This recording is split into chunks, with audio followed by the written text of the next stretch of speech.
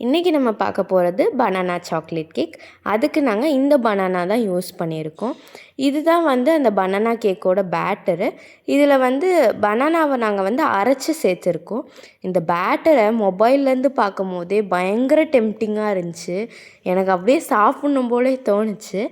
And இந்த banana கேக்கை கொஞ்சம் டேஸ்ட்டை என்ரிச் பண்ணுறதுக்காக டார்க் சாக்லேட்டை குட்டி குட்டி பீசஸாக கட் பண்ணி சாக்லேட் சங்க்ஸ் மாதிரி ரெடி பண்ணிவிட்டு அதை பேட்டரில் சேர்த்துருந்தோம். அப்போ டேஸ்ட் இன்னும் பயங்கரமாக இருக்கும்னு சொல்லிட்டு. ஆக்சுவலாக இந்த கஸ்டமர் ஃபர்ஸ்ட் டைம் இது கேட்டிருந்தாங்க. எங்கள் அம்மாவும் ஃபர்ஸ்ட் டைம் பண்ணுறாங்க. ஆனால் எங்களுக்கு கொஞ்சம் கூட இது டேஸ்ட்டுக்கே கொடுக்கல. எனக்கு பார்க்குறதுக்கே பயங்கர டெம்ப்டிங்காக இருந்துச்சு.